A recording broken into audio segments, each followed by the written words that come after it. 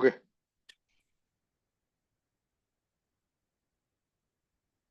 બોલો. મનોબુદ્ધિ ચંચળતા બતાવે જે કાંઈ દ્રશ્યો તેને જાણે અચંચળ આતમ પ્રકાશ. દાદા પાસે બેસવાથી ગમે તેવી અવસ્થામાં શુદ્ધ થઈ જાય બધા શ્વાસોશ્વાસ.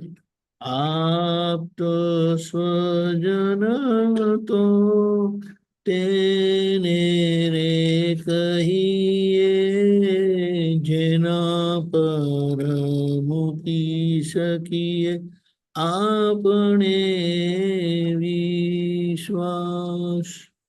એટલે મન બુદ્ધિ જે બધા ચંચળતા વાળા દ્રશ્યો બતાડે એને હું શુદ્ધાત્મા પ્રજ્ઞાશક્તિ થકી જે પ્રજ્ઞાશક્તિ એને પ્રકાશિત કરે છે ને એને હું બહુ સારી રીતે જોઈ લઉં છું.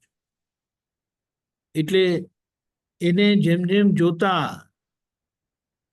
ઓળખતા એને દર્શન શક્તિનો ઉપયોગ કહે છે. એ દર્શન શક્તિના ઉપયોગથી દ્રષ્ટિથી જોતા, ત્રીજી આંખ દર્શન શક્તિની શક્તિથી જોતા એ સમજાય કે આ બધા વ્યવહારના પરિણામ છે, મારા શુદ્ધાત્માના નિશ્ચયના પરિણામ નથી. અને દાદા પાસે બેસવાથી એટલે પ્રજ્ઞાની આંખોથી જોવાથી, પ્રજ્ઞાની આંખોથી જોવાથી એ બધા વ્યવહાર સ્વરૂપ જ છે. ખરાબમાં ખરાબ હોય કે સારામાં સારું હોય એ બંને વ્યવહાર જ છે. અને વ્યવહાર એટલે જે આવીને જવાનું છે, જે ટેમ્પરરી છે, જે એનું પરિણામ એટલે સુખ દુઃખનું પરિણામ આપીને જશે, સાતા અસાતાનું આપીને જશે. એ બહારના પરિણામ, સાતા અસાતાના પરિણામ પણ મારા નહીં. અને એ દાદા પાસે બેસવાથી બધા શ્વાસોશ્વાસ આપણા શુદ્ધ થઈ જશે. શુદ્ધ થઈ જશે એટલે પેલા પરિણામ આ બહારના શ્વાસોશ્વાસથી આવે છે અને અંદરના જોવાના પરિણામ એ જોવા સ્વરૂપે સ્થિર થતા એ ઓળખાતા તો એ મારા શ્વાસ જીવાતા જાય શુદ્ધાત્મા દ્રષ્ટિએ ઉપયોગથી.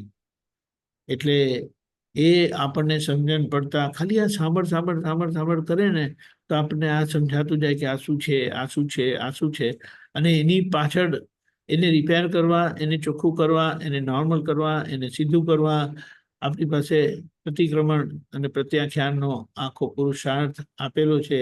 એ વ્યવહાર દ્રષ્ટિનો પુરુષાર્થ છે. એને આપણે શું કહેવાય એનો ઉપયોગ કરતા જઈએ છીએ.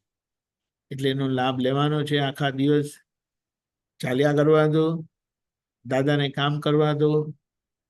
જય સચ્ચિદાનંદ. જય સચ્ચિદાનંદ.